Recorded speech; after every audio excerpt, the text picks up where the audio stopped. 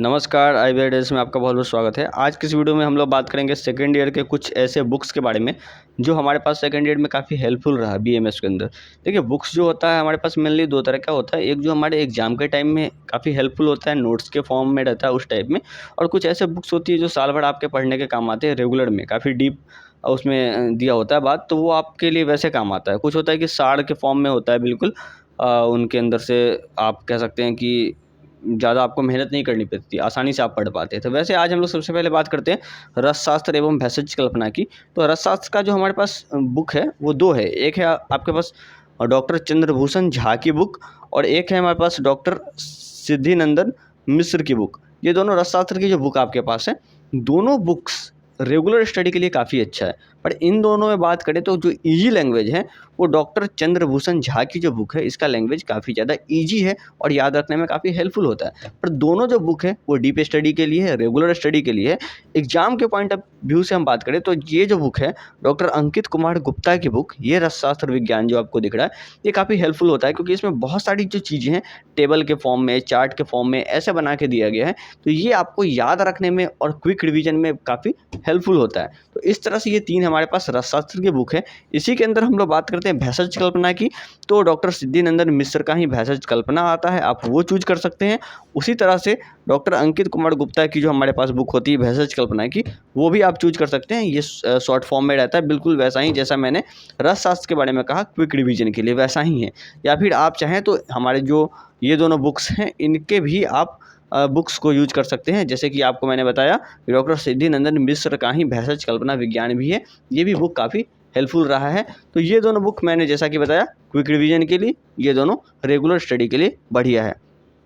अब हम लोग बात करते हैं चरक संहिता के बारे में। तो चरक संहिता वन एंड ओनली जो सबका फेवरेट होता है, हमेशा काम आता है, पंडित काशीनाथ पांडे जी की जो बुक है चरक संहिता, यही होती है यूज। आपको इसलिए ऐसा बताया जा रहा है क्योंकि इसके अंदर जो विमर्श वगैरह दिया गया है, डायरेक्ट पीजी के क्वेश्चंस वहाँ से बनते हैं। काफ़ी अच्छी बुक है और प्रिपरेशन के फेज में आपके लिए बहुत ज़्यादा हेल्पफुल होने वाली है। तो यही बुक मैं प्रेफर करता हूँ और मैं कहूँगा कि आप भी यही बुक लें चरक संहिता की। इसके बाद हम लोग बात करते हैं द्रवगुण विज्ञान की। द्रवगुण विज्ञान के हमारे पास टोटल 4 बुक्स हैं, 4 राइटर के अलग अलग बुक हैं। इन सब के बारे में हम आपको बताते हैं। सबसे पहले हम आपको बात करते हैं इसके बारे में आचार्य प्रियव्रत शर्मा की बुक, जो काफ़ी ऑथेंटिक और रेगुलर यूज होने वाली बुक है, जो आप साल भर पढ़ते हैं और इसका रेफरेंस भी दिया जाता है। तो आचार्य प्रियव्रत शर्मा की बुक काफ़ी अच्छी मानी जाती है, तो रेगुलर आप पढ़ सकते हैं। और इनके जैसी ही बुक जो है मानसी देश पांडे जी की द्रवगुण विज्ञान, ये भी है हमारे पास। इन सभी के अलग अलग पार्ट्स आते हैं, मैं बस आपको कोई एक पार्ट दिखा रहा हूँ। इनके डिफरेंट पार्ट्स आते हैं, जितने भी पार्ट्स हैं आप अपने अकॉर्डिंग खरीद सकते हैं। ये दोनों बुक रेगुलर यूज के लिए अच्छा है। अब बात करते हैं क्विक रिवीजन के लिए, क्योंकि द्रवगुण को याद रखना बहुत ज़्यादा मुश्किल होता है।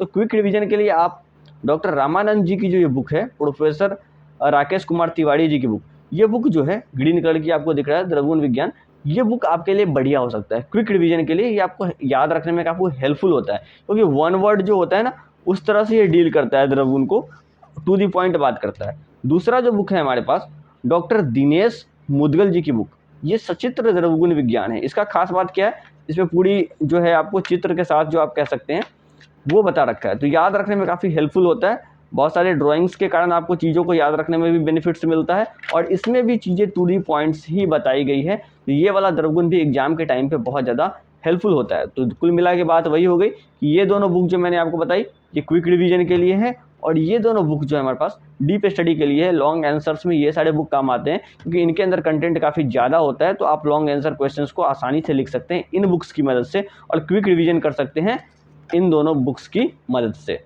बात करते हैं रोग विज्ञान की। रोग विज्ञान यानी कि रोग निदान, हमारे पास हमारे पास 2 बुक हैं। एक तो हमारा जो माधव निदान होता है, ये सबसे ऑथेंटिक बुक माना जाता है, ये होना ही चाहिए आपके पास। हालांकि मैं सही बात बताऊं बिल्कुल, तो ये जो माधव निदान है, ये मैं पढ़ नहीं पाया सेकंड ईयर में अच्छे से, क्योंकि ये जो बुक है ना काफ़ी लॉन्ग है, और इसके अंदर जो लैंग्वेज है वो काफ़ी भास्ट है। आप चीज़ों को ढंग से याद नहीं रख पाएंगे, क्योंकि ना तो इसमें चार्ट फॉर्म में कुछ दे रखा है, ना ही फ्लो चार्ट है। क्योंकि संप्राप्ति वगैरह जो होता है वो फ्लो चार्ट के फॉर्म में ज़्यादा आसानी से याद रहता है, चार्ट के फॉर्म में ज़्यादा आसानी से रहता है। तो उस हिसाब से हम बात करें तो हमारे पास जो प्रोफेसर अजय कुमार शर्मा की रोग विज्ञान एवं विकृति विज्ञान है, ये बुक बहुत ज़्यादा हेल्पफुल रहा। इसके अंदर टेबल के फॉर्म में, फ्लो चार्ट के फॉर्म में चीज़ों को बताया गया है, काफ़ी ईजी वे में इसको डिलीवर किया गया है कंटेंट को, इस बुक को। तो ये बहुत ज़्यादा हेल्पफुल रहा। इसी बुक से मैंने पूरे साल भर पढ़ाई की, रेगुलर बुक भी यही रहा मेरा और एग्ज़ाम के टाइम में भी यही बुक मेरा रहा, तो माधव निदान को मैं अच्छे से नहीं पढ़ पाया। पर इसका ये मतलब नहीं कि माधव निदान अच्छी बुक नहीं, ये काफ़ी ऑथेंटिक और काफ़ी फेमस बुक है और रेफरेंस के तौर पे जाना जाता है, आप सभी जानते हैं। अब बात करते हैं मॉडर्न बुक्स की। तो मॉडर्न में आपको क्या पढ़ना होता है? फार्माकोलॉजी पढ़ना होता है, पैथोलॉजी पढ़ना होता है। तो फार्माकोलॉजी के अंदर जो सबसे ऑथेंटिक बुक माना जाता है वो होता है हमारा के.डी. त्रिपाठी का बुक।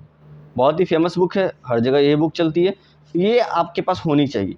पर बात करें कि के.डी. त्रिपाठी का ही आप कह सकते हैं कि जो बिल्कुल रॉ मटेरियल इसके अंदर से कलेक्ट करके एक हमारे पास बुक है, गोविंद राय गर्ग जी की बुक। ये फार्माकोलॉजी जो है आपका, ये भी बिल्कुल अच्छा कंटेंट और काफ़ी इजी लैंग्वेज के साथ डिलीवर किया गया है, तो आप चाहें तो इसको भी यूज कर सकते हैं। बट अगर रेफरेंस के तौर पे बात करें या फिर काफ़ी ऑथेंटिक बुक के नाम पे बात करें, तो हमारे पास के.डी. त्रिपाठी जो होता है वही सबसे बढ़िया बुक होती है फार्माकोलॉजी की पढ़ने के लिए मॉडर्न के अंदर। इसके अलावा हम लोग बात करते हैं हमारे पास पैथोलॉजी की जो बुक होती है वो क्या होता है। तो पैथोलॉजी के अंदर आपके पास जो सबसे फेमस बुक है या ऑथेंटिक बुक की हम बात करें तो रॉबिन्स की बुक सभी यूज करते हैं, ये बुक्स आपके पास होनी चाहिए। तो बट इसके अंदर जो लैंग्वेज है वो मुझे थोड़ा सा टफ लगा, मैं अपनी बातें बता रहा हूँ आपको। तो इसी के अलावा अगर आप अल्टरनेट कोई बुक लेना चाहें जो थोड़ा इजी लैंग्वेज में रहे, तो हमारे पास एक बुक है रामदास नायक जी की बुक। ये जो पैथोलॉजी है इसके अंदर लैंग्वेज काफ़ी इजी है, तो ये बुक मेरा फेवरेट रहा। हालांकि ये बुक्स जो है उतना ऑथेंटिक नहीं माना जाता या फिर इतना ज़्यादा फेमस अभी नहीं है, आप ऐसा कह सकते हैं रॉबिन्सन के मुकाबले, बट लैंग्वेज इसकी मुझे ज़्यादा अच्छी लगी। तो आप चाहें तो इनमें से कोई भी बुक चूज कर सकते हैं, ये 4 बुक आपके सामने हैं। तो इसी के साथ जो ये बुक्स थे आपके उसका रिव्यू हुआ, आपको इसमें ज़रूर कुछ ना कुछ हेल्प मिला होगा। अगर आपको लगता है कि सेकंड ईयर के किसी बुक्स में या किसी चीज़ में या किसी भी तरह की कोई डाउट आपको है, तो आप मुझसे कमेंट बॉक्स में पूछ सकते हैं, और वीडियो आपके लिए हेल्पफुल रहा हो तो वो भी मुझे ज़रूर बताएं। Okay, thank you.